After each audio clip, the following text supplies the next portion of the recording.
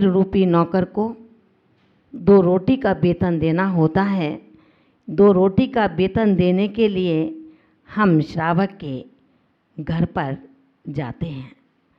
नवदा भक्ति पूर्वक यदि श्रावक नवदा भक्ति पूर्वक प्रतिग्रहण करता है और अपनी लिए हुए संकल्प आंकड़ी को वहाँ वो साधक ढूंढता है, मिलती है, तो दरवाजे पर खड़ा हो जाता है और अपने पथ्य अपथ्य को देख करके, भक्ष्य अभक्ष्य को देख करके आहार ग्रहण कर लेता है। महान भावों, हमें प्रसन्नता होनी चाहिए उस समय जब मैं आत्मानंद में विहार कर रहा हूँ, जब मैं गुरु के चरण सानिध्य में जिनवाणी के शब्दों से अटखेलियाँ कर रहा हूँ, आगम और आध्यात्म की चर्चा में उन्मंजन निमंजन कर रहा हूँ। आनंद एक सच्चा श्रावक उसमें करता है, और जो केवल अनशन आदि बाह्य तप के माध्यम से अटकेलियाँ करता है संसारी प्राणियों के बीच में, जो तेरी यूनिफॉर्म है उस वर्दी वाले के साथ अगर अपना उठना बैठना रखेगा तो तेरी साख बढ़ेगी, और अगर विदाउट यूनिफॉर्म के साथ आप रहोगे तो जिस स्कूल की, जिस यूनिवर्सिटी की ये यूनिफॉर्म है और दूसरी वर्दी वाले के साथ रहे तो वो यूनिवर्सिटी, वो इंस्टीट्यूट आपको बाहर कर देगा। उसे पता है कि मेरा रिजल्ट खराब ना हो, अगर मेरे रिजल्ट खराब होता है तो इसका जीवन नहीं, मेरे इंस्टीट्यूट का जीवन खराब हो जाएगा। रिजल्ट नहीं गिरना चाहिए। गुरु ध्यान रखते हैं, गुरु लगते हैं कि कसाय परिणामी हैं, गुरु कसाय परिणामी नहीं होते। जब शिष्य रूपी विद्यार्थी का एडमिशन अपने गुरुकुल रूपी इंस्टीट्यूट में लेते हैं तो वो पूछते हैं कि भैया तुम्हारे घर की इच्छा तो नहीं है, घर वालों को याद तो नहीं करोगे, बार बार फ़ोन की बात तो नहीं कहोगे, बार बार खाने पीने की स्थिति तो नहीं बनेगी, किसी की चीज़ उठाने की पढ़ने की आदत तो नहीं है, मेरे मुंह पर कुछ उसके मुंह पर कुछ, ऐसा करने की प्रवृत्तियां तो नहीं है। अगर ऐसी प्रवृत्ति हैं तो ये इंटरव्यू कहलाता है। एक मेन होता है जो रिटन पेपर होता है, उसके बाद उसका इंटरव्यू होता है। वो दोनों को पास करना होता है। अच्छे इंस्टीट्यूट जो होते हैं वो छटे हुए बच्चों को लेते हैं ताकि मेरा इंस्टीट्यूट कामयाबी के हौसलों को, बुलंदगी को छू सके। इसी तरह हमारे आचार्य प्रवर, गुरुवर की यही दृष्टि होती है और होनी चाहिए। अगर ऐसे शिष्यों को लेंगे तो धर्म की पताका निरंतर उत्तरोत्तर वृद्धिंगत होती चली जाएगी, और जो आया आता जा, संग बढ़ाना है, इसलिए हमने उन शिष्यों को भर्ती कर लिया।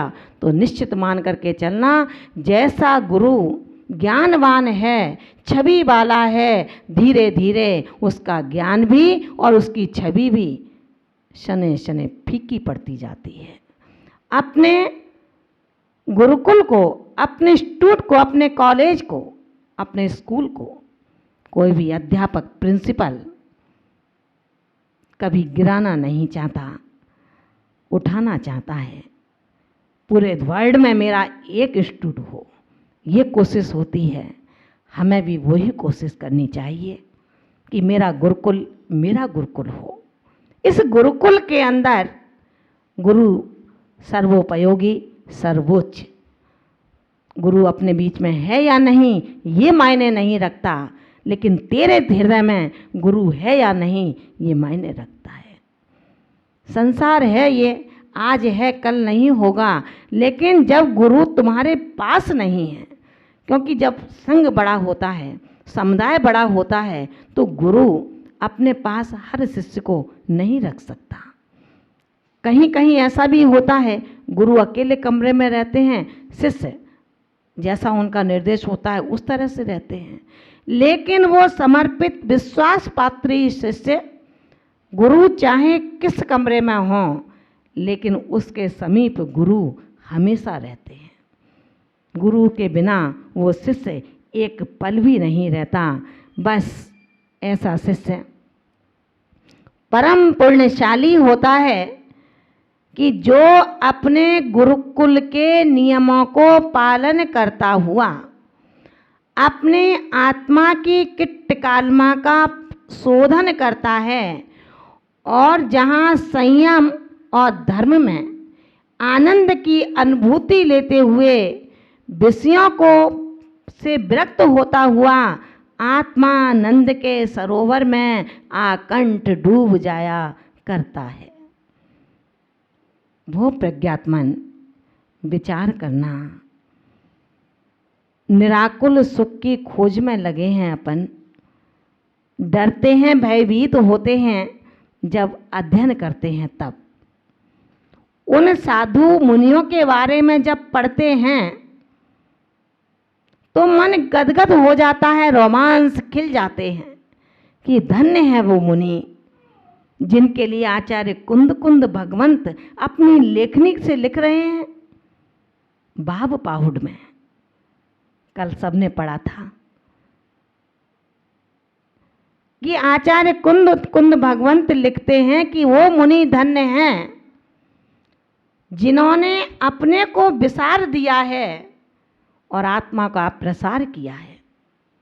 वो मुनि धन्य हैं जिन्होंने जगत के सब पाहुनों को बुला दिया है, केवल अपनी आत्मा को अपना अग्रणी पाहुना बना लिया है, अपना अग्रणी अतिथि बना लिया है, अपना सर्वोच्च गुरु बना लिया है। ऐसे मुनि के लिए जिसकी तपस्या सुदीर्घ है, जिसकी वचन गुप्ती अत्यंत गोपनीय है, जिसकी इंद्रियों का अत्यंत वशीकरण है, वो कैसा भोग उन्होंने लिखा है। जिनके आँखों में मृग नयनी हो और विषयों की सैया पर आत्मशोधन चल रहा हो। आचार्य कुंद कुंद भगवंत कहते हैं, ज्ञानी आत्मा ये दोहरा व्यवहार कब से होने लगा इस स्वानुभूति के परिप्रेक्ष्य में। मृग नयनी का आनंद भी लेता रहे और आत्मानंद से अटकेलिया भी करना चाहे। नहीं, कभी नहीं हो सकता। मत भूल कर जाग, मत सो। सोने के लिए तो रात्रि ही काफ़ी है, अब जगने का समय है। ज्ञान सूर्य का जब उदय हो जाता है तब अज्ञान की अंधियारी छटने लगती है, और जब अज्ञान की अंधियारी छट जाती है तो वो ज्ञान सूर्य का प्रकाश अत्यंत सुदीर्घ केवल ज्ञान का प्रकाश बन जाता है। ऐसे बीतराग केवल ज्ञान के प्रकाश के लिए तू सुभट बनना पड़ेगा। जब एक योद्धा रणभूमि में जाता है तो अपनी माँ से आज्ञा लेने जाता है कि माँ, मैं रणभूमि में जा रहा हूँ योद्धाओं को मारने के लिए, उन पर विजय प्राप्त करने के लिए। माँ कहती है, बेटा हौसले बुलंद हों तो ही जाना, नहीं तो अपने विचारों को परिवर्तित कर दे, बदल दे। अभी कुछ नहीं बना बिगड़ा, लेकिन ध्यान रखना जब युद्ध भूमि पर पहुंच जाए, योद्धा तेरे सामने हों, उन शत्रुओं से भयभीत होकर उन्हें पीठ दिखा करके भागना मत, तेरी विजय होगी। जो अपनी तैयारी पूरी करता है, जो अपने आप को संकल्पित करता है, इसी तरह से एक धर्म का योद्धा जब धर्म की युद्ध भूमि पर उतरता है, कर्म रूपी शत्रुओं के सामने खड़ा होता है, कर्म रूपी शत्रु को ध्वंस करने के लिए उनको पीठ नहीं दिखाता। जब उसको लगता है अब मुझे इनको ध्वंस करना है, हिम्मत हारता है, तो माँ जिनवाणी आवाज लगाती है, ओ मेरे आत्मज, क्यों घबराता है? तू मेरा सपूत है, तूने मेरे आगम रूपी दूध को पिया है, इसको लजाना मत, इसको गिराना मत। माँ जिनवाणी के आत्मज होने के बाद क्या मेरे उन चारों स्तनों के पिए हुए दूध का तू ऐसे कर्ज चुकाएगा जिसने प्रथमानुयोग आदि चारों अनुयोगों को चूस चूस करके पी लिया हो? ऐसा वो योद्धा कर्म रूपी शत्रुओं को ध्वंस किए बिना चैन नहीं लेता, बेचैन रहता है, अखंडता का ध्यान रखते हुए खोजता है अब कहाँ कमी है, किस शस्त्र का लेना बाकी रह गया। वो लौकिक शस्त्र नहीं होते, पारमार्थिक शस्त्रों के माध्यम से उनको धीरे धीरे धीरे धीरे समाप्त कर देता है। महान भावों, ऐसा दृढ़ संकल्प हम अपने जीवन में बना करके रखें। उस दृढ़ संकल्प से एक दिन मेरी ये आत्मा पतित आत्मा से पावन होगी, मेरा ये देही संसार का देही न रह करके विदेही बन जाएगा, मेरा ये दर्शन, मेरा ज्ञान, मेरा चारित्र उत्कृष्टता को प्राप्त होगा। और जब जो द्विस्वभावी हैं,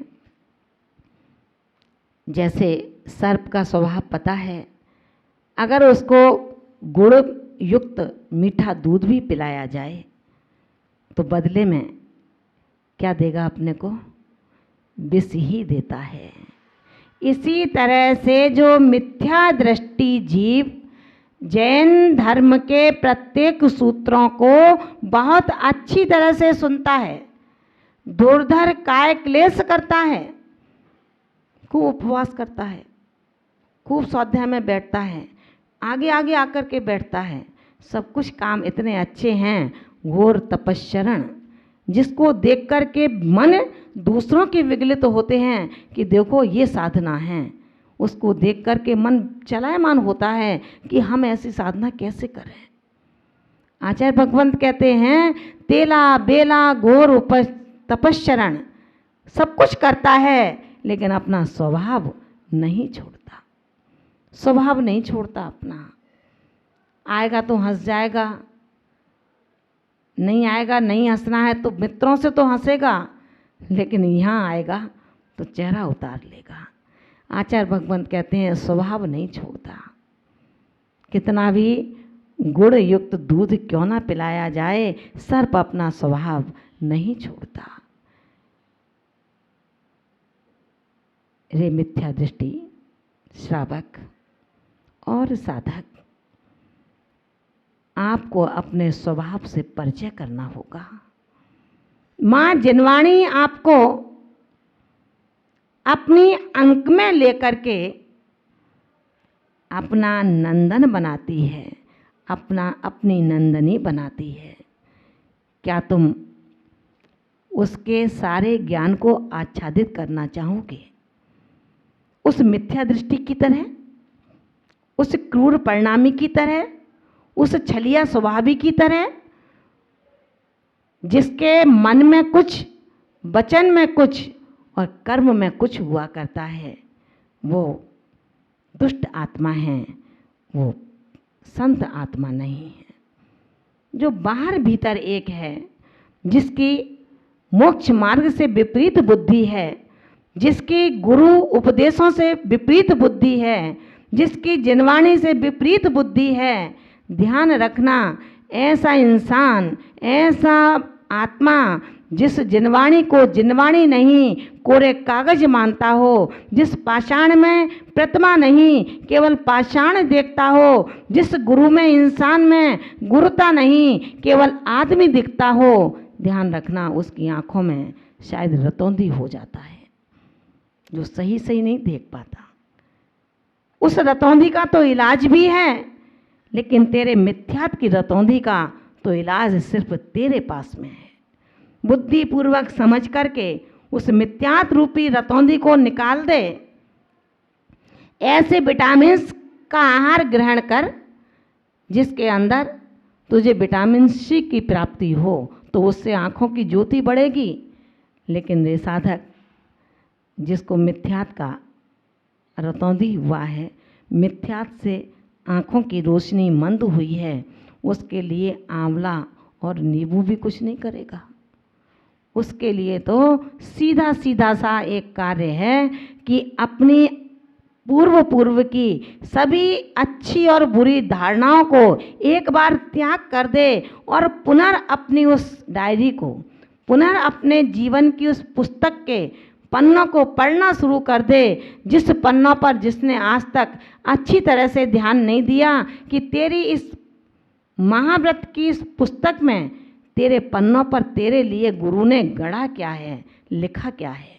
उनको पढ़ोगे तो निश्चित मान करके चलना, ऐसा दुर्बुद्धि मिथ्या दृष्टि जीव राग रूपी पिशाच से ग्रसित होता हुआ अपने इस चित्त को चलायमान करता है, और यदि इसको संभल जाता है, मान जाता है तो ठीक, नहीं तो सर्वज्ञ की बात में भी जो विश्वास नहीं करता तो भला वो गुरु और गुरु के बाद उस गुरुकुल के उन साधकों की क्या मानेगा, जिसने सर्वज्ञ के आदेश का ही परपालन ना किया हो।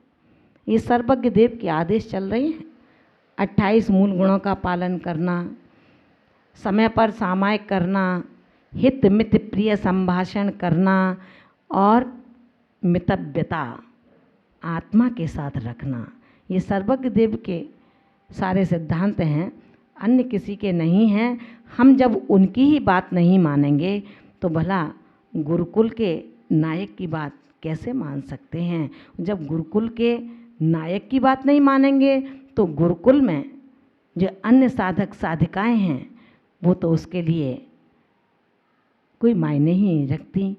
ऐसा दुर्बुद्ध मिथ्या दृष्टि जीव राग रूपी पिशाच से ग्रसित होता हुआ सर्वज्ञ देव के वचनों को भी मिथ्या मानता है, श्रद्धान नहीं करता। अश्रद्धालु को मुक्ति आखिर कैसे हो सकती है। जो श्रद्धावान नहीं है उसकी श्रद्धा की बेदी बनाए बिना कैसे वो श्रद्धा का सम्यक दृष्टि रसिक हो सकता है। वो कभी अपने आत्मदेह का रसिक नहीं हो सकता, निज घट को नहीं जान सकता। जो पर घट पर पनियारिन की तरह पानी भरता रहे, अन्य घटों को अपना घट बनाता रहे। सत्य मानना, दूसरों के घट को जब उठाएगा तो वो उससे छीन लिया करती हैं, उसको दूर कर देती हैं। मुझसे मेरा घट न छिने, अपने घट को पहचाने। बस आज का यही उपदेश है आचार्य कुंद भगवंत का।